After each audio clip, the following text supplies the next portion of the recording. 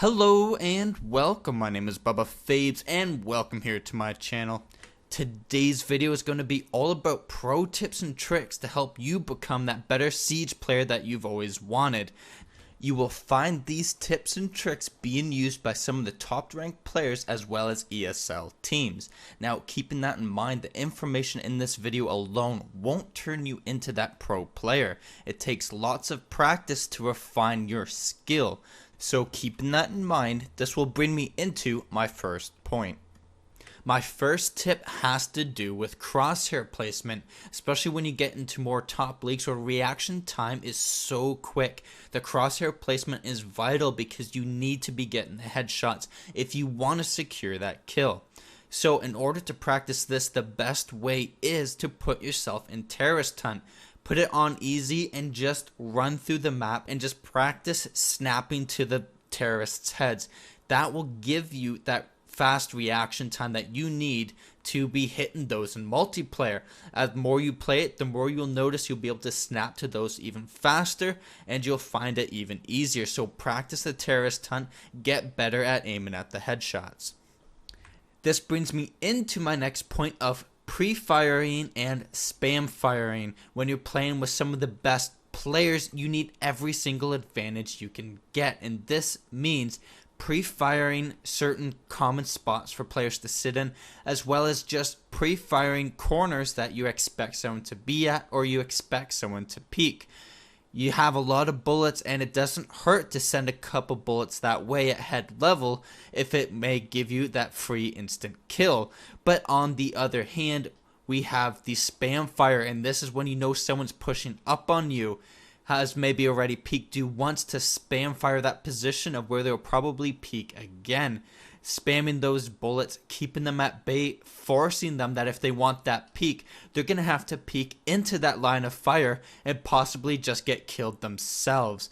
Now getting good at this has to do with a lot of knowing the maps and having a lot of game sense, knowing what to expect from players and their movement. So this takes a lot of practice in itself, but it pays off. Now, a fantastic example of this is Serenity17. If you watch any of his videos, you will see in a lot of cases him pre-fire in certain corners, angles, or just areas where there's not necessarily any player there. But if you see in a lot of his montages that it shows the success of this pre-fire and spam fire. So if you're looking for inspiration on that, check out his videos and you will see in many cases that pre-fire that I'm talking about.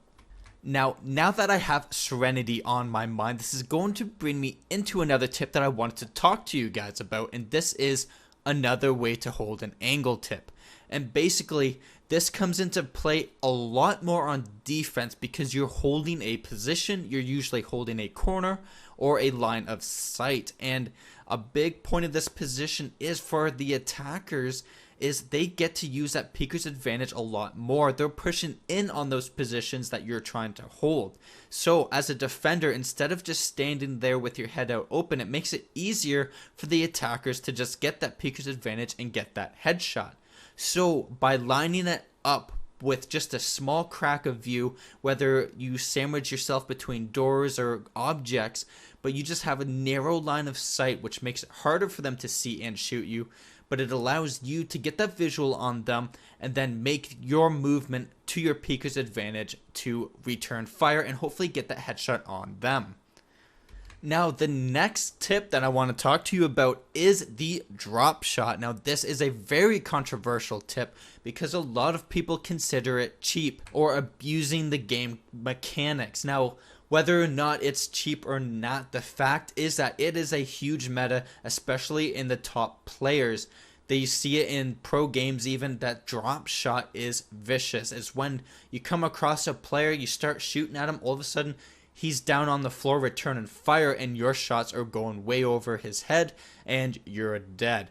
Now, whether or not you agree to start using this drop shot or if you think it's cheap and don't, the matter of the fact is it is being used. You need to get used to it and start expecting it a little bit more.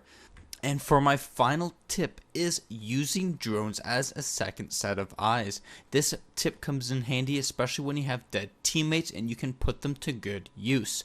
set a drone up in an area that you might be flanked from, and then you can push on without worrying. Now this tip also works as an attacker when you are defusing the bomb. You rush back to keep an eye on it. As a defender, it is common for them to push beyond the diffuser to kill the attackers first. Now by putting a drone on the diffuser, you can lay down safely in a good hiding spot, waiting to see when they actually start hitting the bomb diffuser, allowing you to just pop up for an easy kill. Well guys, that is all the tips for today, and I hope you enjoyed this video as well as learned a lot. If you did, let me know down below in the comments, or if you have any other suggestions of tips or tricks that I may have missed. I love to hear from you guys and read your comments down below, as well as if you enjoyed the video, don't forget to give me that thumbs up and subscribe for a lot of great content that I have coming out. I wouldn't want you to miss out on that. So until next time, my friends, I will see you later. Up your barricades, what you're going to want to do is actually shoot some holes into the garage door or whatever door you're fortifying, then set up the fortifications. Now what this does is by shooting holes through that garage